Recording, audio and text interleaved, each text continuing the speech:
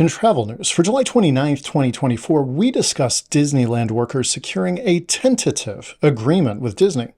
The global cannabis tourism industry's projected growth to $444 billion by 2030, and the Cayman Islands' decline in cruise ship visits due to the absence of fixed piers impacting local businesses. But before we begin, I'm Brandon with the Adept Traveler, an award-winning travel agency that makes travel so easy. Even a blind traveler like myself can do it. And now, Today in Travel.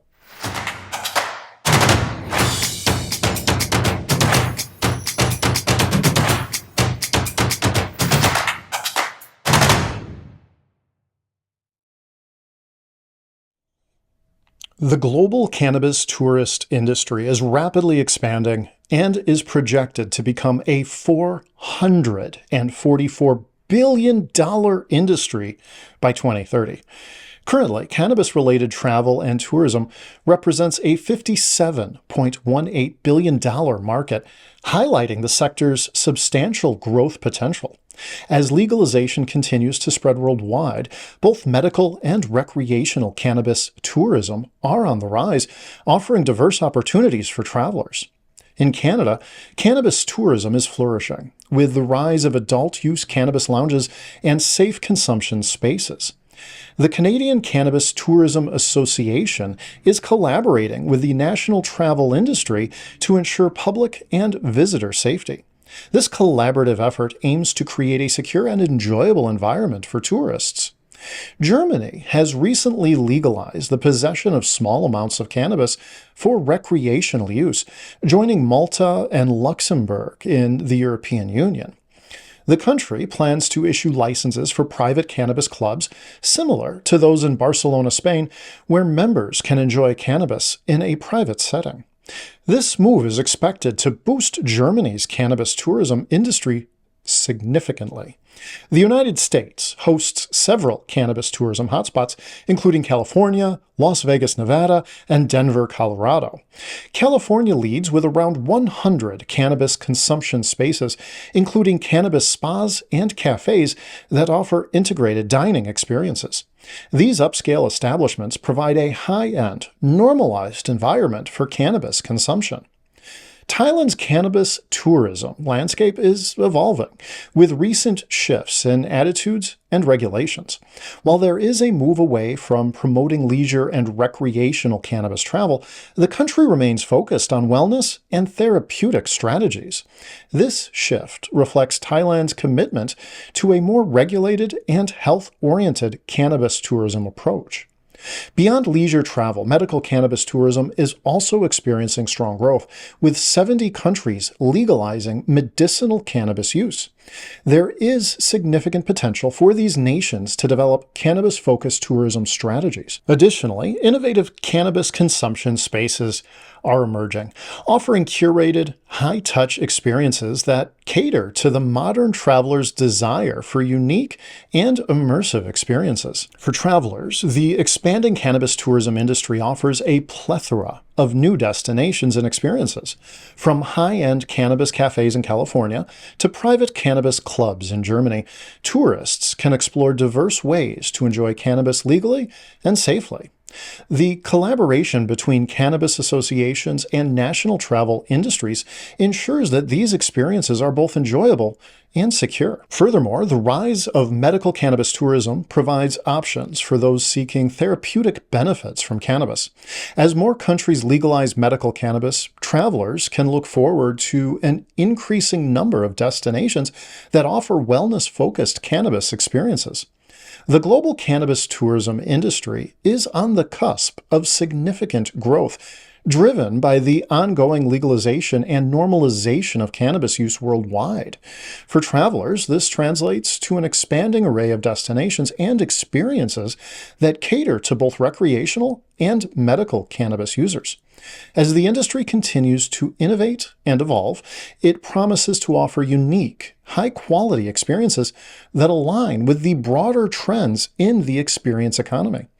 Whether you are a recreational user or seeking therapeutic benefits, the future of cannabis tourism holds exciting possibilities for travelers around the globe. Disneyland workers have reached a tentative agreement with Disney marking a significant milestone in the pursuit of better wages and working conditions. The new contracts, which include notable wage increases and other key measures, signify a substantial step forward for the theme park's employees. The tentative deal, announced by the Disney Workers' Rising Bargaining Committee, includes several crucial provisions aimed at improving the overall working conditions for Disneyland employees. These provisions encompass significant wage increases for all cast members, seniority increases, and the retention of premiums. Additionally, the agreement addresses issues related to the attendance policy, making it more favorable for the employees.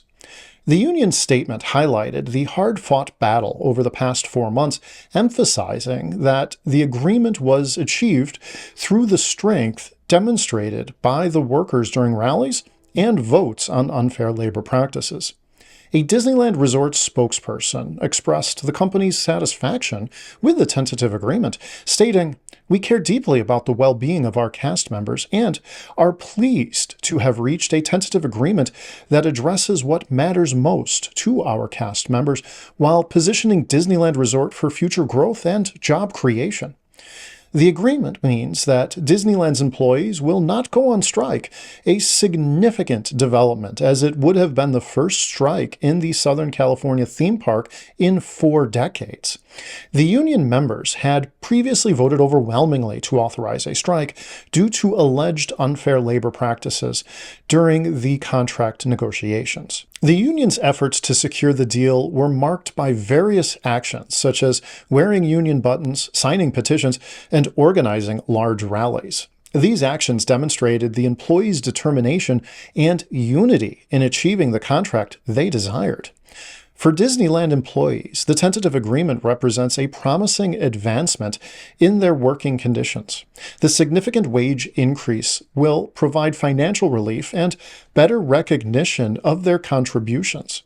The seniority increases and retention of premiums further acknowledge that long-term commitment and hard work of the cast members. The improved attendance policy is also a critical aspect of the agreement, addressing one of the employees' primary concerns. This change is expected to create a more supportive and manageable work environment for the cast members. The tentative contract agreement between Disneyland workers and Disney is a landmark achievement, reflecting the dedication and resilience of the employees in their fight for better working conditions. This agreement not only meets the immediate needs of the worker, but also positions Disneyland Resort for continued growth and job creation. As the vote on the proposed contract happens today, July 29th, the hope is that this agreement will set a precedent for future labor negotiations within the theme park industry. For travelers, this development ensures that Disneyland will continue to operate smoothly, providing the magical experiences that visitors have come to expect. The resolution of these labor issues highlights the importance of fair and equitable treatment of employees, which ultimately enhances the overall guest experience at the park. Cruise tourism to the Caribbean and the Bahamas is reaching record levels. But the Cayman Islands are experiencing a significant decline in cruise ship visits. The struggle to adapt to a changing cruise environment that favors fixed piers over tender boats is impacting the region's economy and tourism industry. The Cayman Islands have seen a sharp decline in cruise ship visits since 2022, according to data from the Cayman Ministry of Tourism. The country expects to host 746,000 cruise ship visitors in 2024, a significant drop from the 1.84 million passengers in 2019.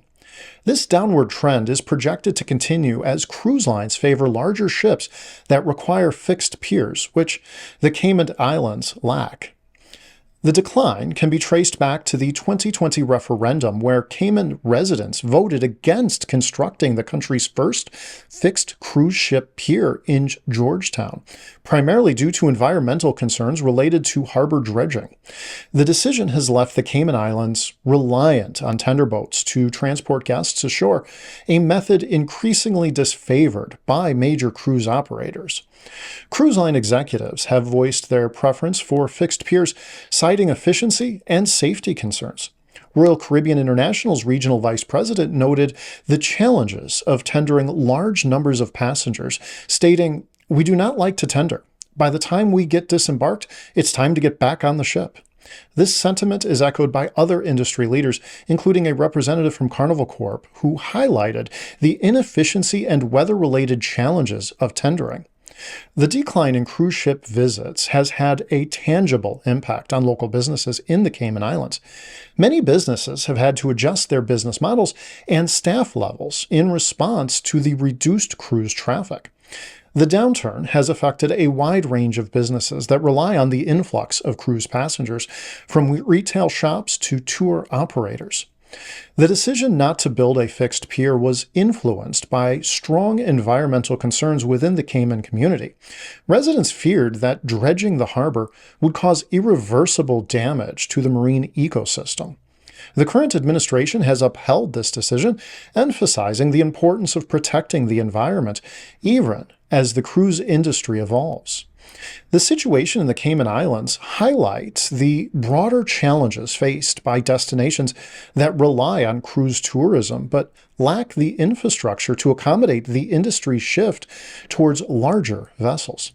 As cruise lines continue to build bigger ships, destinations without fixed piers may see a decline in visits, impacting local economies and tourism sectors. For the Cayman Islands, the decision to forego a fixed pier reflects a commitment to environmental preservation, but it also necessitates finding alternative strategies to attract and accommodate cruise visitors. Engaging with smaller cruise operators and enhancing other aspects of the tourism experience could help mitigate the impact of reduced cruise traffic. The decline in cruise tourism to the Cayman Islands underscores the complex balance between environmental stewardship and economic development. While the current situation presents challenges, it also offers an opportunity for the Cayman Islands to explore innovative solutions and diversify its tourism offerings. For travelers, this means that while some favorite destinations may evolve, the commitment to providing unique and memorable experiences remains strong. The future of cruise travel in the Cayman Islands will depend on the ability to adapt and innovate in response to industry trends and environmental considerations. Today in Travel is brought to you by The Adept Traveler, an award-winning travel agency that specializes in making travel easier for everyone. From the novice to the expert, from the able-bodied to the disabled traveler, it's our belief that everybody deserves to travel well. Until next time, travel well, my friends.